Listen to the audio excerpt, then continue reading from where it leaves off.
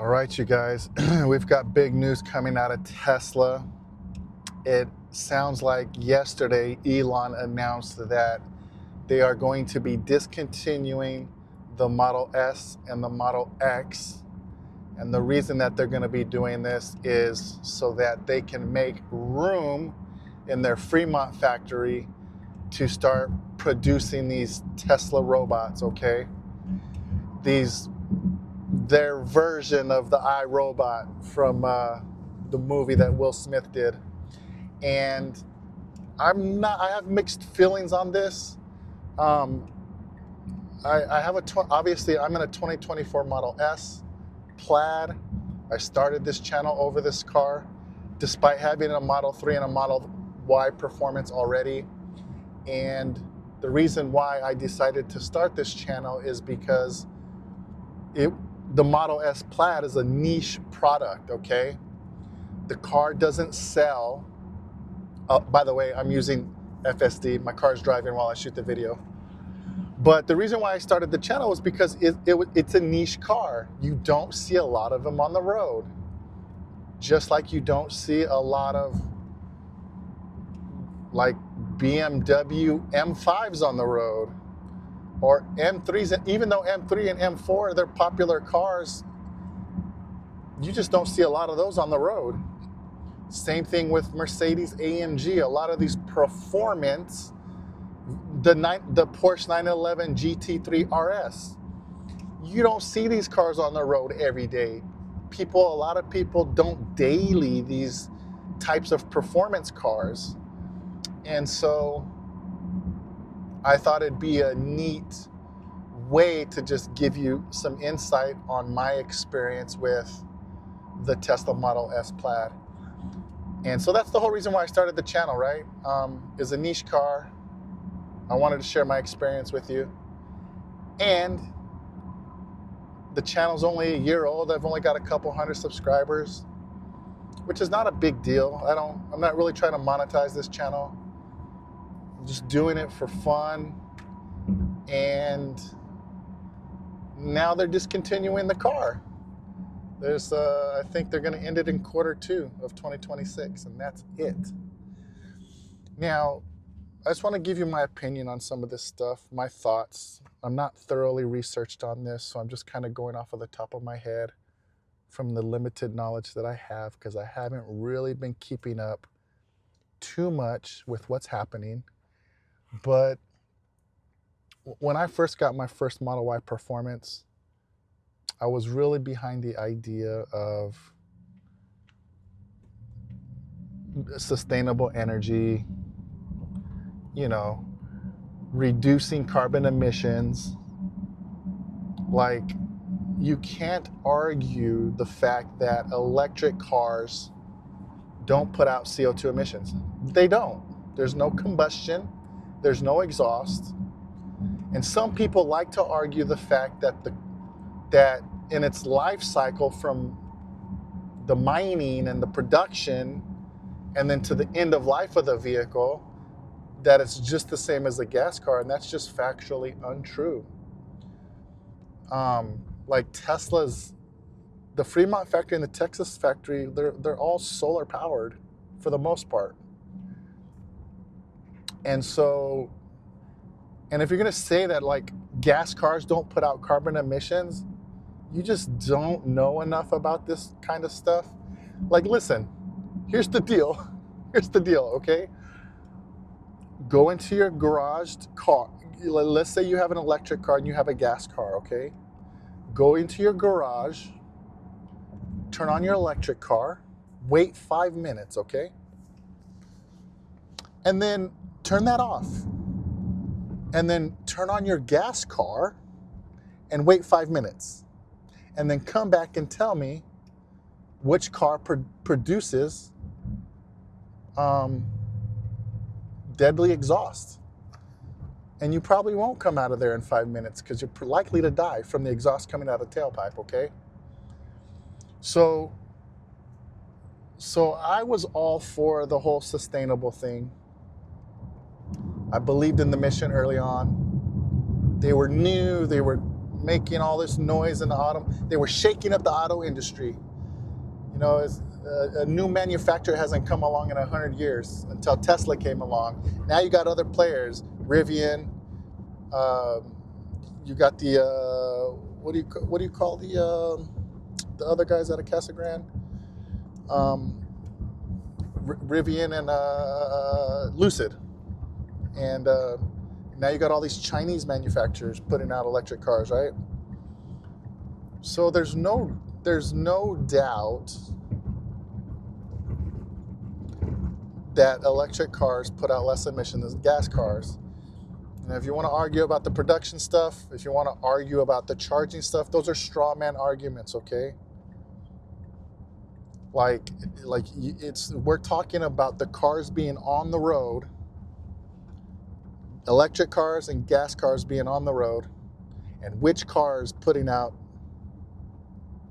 CO2 emissions, right?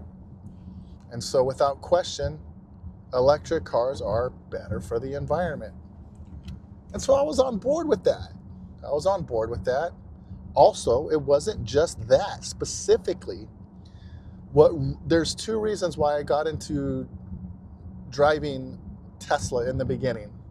And it started with the Model Y performance. And the very first reason that sold me on Tesla is the fact that I'm a dog trainer and I haul dogs around pretty often. And the idea that they had this dog air conditioning mode was huge for me. Huge. This means I could get out of my car in the summer months. I could leave my dog in there and the dog would be safe. The dog would not overheat and die in the cab of the car. That was huge. Okay, that was the number one reason that drove me to Tesla. The second reason is the fact that electric cars are maintenance-free vehicles, aside from tires and maybe a cabin filter, okay? That's it, unless something breaks. But there's really not a whole lot of maintenance involved. You can get an all-season tire that will give you 50 or 60,000 miles on an electric car today. They don't run through tire. The first couple of years, yeah, they ran through tires because tire manufacturers weren't formulating tires for these cars specifically, right? But they put the new compounds in the tires, and now you're getting the same long range and long distance mileage out of an electric car tire that you are out of a gas car tire, right? So even that argument's dead today in 2026. That was an argument back in 2025, or I'm sorry, not 2025, 2016, 2017, because there just weren't electric cars on the road. So those were the two primary driving factors that led me to Tesla. Now, despite Elon's antics, I don't think they're the same company anymore. Like, they went from being transitioning the world into sustainable energy with electric cars and solar panels to now they're like an AI company, which you need data centers for, which eats up tons of electricity, right? That's not eco-friendly. And now they're into like robotics as well. So they're AI, robotics, data center. And it's almost like if cars are not even like the main driver for them anymore. So their whole mission has changed. And I don't know how I feel about that. It's only been a couple days. I've been thinking this stuff over. And if you're super pro Tesla and you have a bunch of money invested into them, like these, like whole, what is it, Mars Catalog and Farzad, these YouTubers that are deeply invested into Tesla, they're super pro Tesla, bro. They want their stock to go up because they've made money off of them and they want to keep making money off of them. And so they're always going to be like pro Elon. But I'm not an investor. I am a consumer. And I'm looking at this from a consumer standpoint. And the mission has changed, and I just don't feel the same about Tesla that I did back in 2022 when I bought my first Tesla. December of 2022 is when I got my performance Model Y. My performance Model Y. Oh, I'm sorry, December of 2021, but it was a 2022 model. And so, yeah, like The one thing I love the most about the cars is the technology. And then obviously the Model S Plaid's violent speed is incredible. But aside from the technology and the violent speed of the Model S Plaid, it's still an American brand. The fit and the finish and the build quality still doesn't match up to the European, the German brands specifically, right? Anything coming like Mercedes, BMW, even Volkswagen, dude, like Porsche, the fit and the finish, the build quality, the way the door handles feel, the way the door handles feel, the way the buttons and the cluster and on the steering wheel, the way all of that, the material, that stuff those are just better cars. And I find myself maybe wanting to get out of my Tesla as a BMW M440i drives right by me. I don't know that I'm still all about the electric car though. Okay, for the reasons I stated, I'm still all about the electric car. So if I was to ever get out of Tesla, it would have to be an electric car still. Okay. And the dog mode, I'll probably hold on to my Model Y because I need to haul a dog around. But I'm still kind of, I don't know, you could call me pro-electric, but it's for very personal reasons. It's for the sake of my pocketbook. Like I mentioned, they're maintenance free, right? So you spend less money at the end of the year driving an electric vehicle than you do driving a gas vehicle. And so for those reasons, I'm still pro-electric, and I would have to trade up into an electric car. But at the same time, it's like, man, do I want to give up this full self-driving stuff that I paid for in full at the price it is now, right? Or do I want to ride this FSD thing out? So I'm on the fence. I just had an amazing time racing the car a couple weekends ago. I haven't been able to put up any footage of that yet. But you guys have to let me know how you feel. I don't want to drag this on for too much longer. But that's kind of how I'm feeling in the moment. And you Tesla folks, you Tesla groupies, let me know how you're feeling. The mission's changing. You never know what Elon's going to do from one day to the next.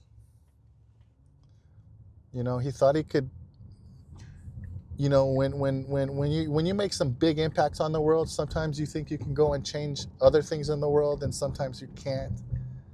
And it was nice to see him get kind of a little bit of a reality check, thinking he could really make the government better, right? I'm glad he kind of came back to just doing his cars and stuff like that.